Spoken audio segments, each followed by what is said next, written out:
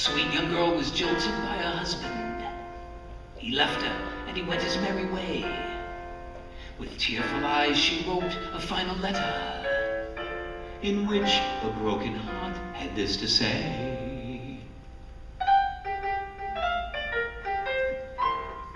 I'm returning every present that you gave me. I'm sending back each letter that you wrote. Every sweet memento that we cherished. The locket that I wore around my throat. Enclosed you'll find the mortgage on the house, dear. That unfair you must admit is true. I'm returning everything except the baby. That's the one thing that I didn't get from you. That wasn't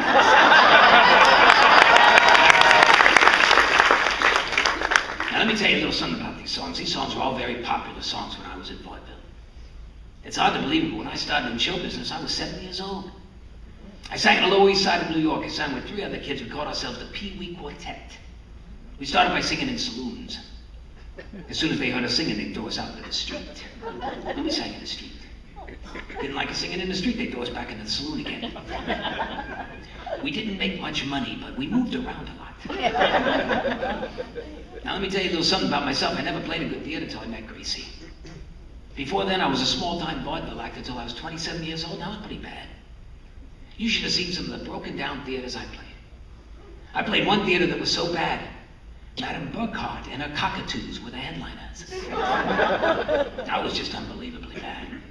But who cares? I wanted to be in show business, and I wasn't. I had to change my name every week. I couldn't get a job with the same name twice.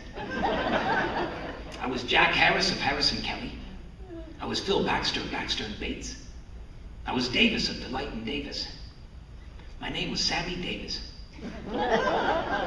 Don't look shocked. I was Jewish before he was. I used so many names I didn't know who I was. I remember I was sitting in Foley Marcus's office. He was a small-time booking agent. This theater manager came in. He says, "Where can I find Maurice Valente?" I said, "I'm Maurice Valente." Well, I thought I was. And he gave me a contract to play the Myrtle Theater in Brooklyn. And it said Maurice Valente and his Wonder Dog. So I signed it. I told you I'd do anything to stay in show business. I went out, got myself a piece of liver, went out, caught myself a dog, went to the Myrtle Theater to do my act. I walked out on stage with the dog under my arm. I stood there, I sang my songs. In the middle of the second number, the dog did his act. Twice. Ruined my finish. I couldn't do my sand dance. I remember I did a ballroom dancing act. Dunlap and Reseda. My name was Dunlap. And in those days, all ballroom dancing acts dressed alike. The fellow would wear a full dress suit, girl would wear an evening gown.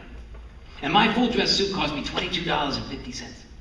I bought it in one of those upstairs stores. If you walked up a flight of stairs, you saved $5. And the way the suit fitted me, it looked like I walked up a flight and fell down too. The vest had a little rubber loop at the bottom that you button on the top button of your pants to hold the vest down. And after the first cleaning, the suit shrunk. So instead of the loop holding my vest down, I pulled my pants up. I was the only ballroom dancer in the world who did a flat-footed waltz on his toes. I had to stay up there. If I got down on my heels.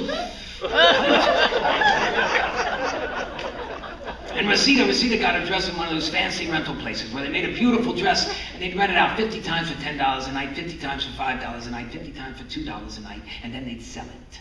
And that's the dress that Reseda bought. A blue dress with long blue sleeves and a very heavy gold lace skirt. And before she went out on stage, she used to tie a black velvet ribbon around her neck. She tied it kind of tight. She was skinny. She wanted her cheeks to puff out. But she tied it so tight that it affected her hearing. And when you're doing a dancing act and you can't hear the music, it's murder. And we used to do a pivoting finish. She'd put her arms around my neck and I would swing around in the air. And when we opened at the Colonial Theater in Altoona, I went into this pivoting finish and this heavy gold lace skirt had left the dress and flew into the audience. And when she took her arms from around my neck, her blue sleeve stayed there. And her ribbon fell off and her cheeks fell in. My rubber loop broke and I lost my pants. see who's kidding. We didn't look neat. She with her cheeks in and her skirt off, me with the sleeves around my neck and my pants down. They not only closed us, they closed out Tina.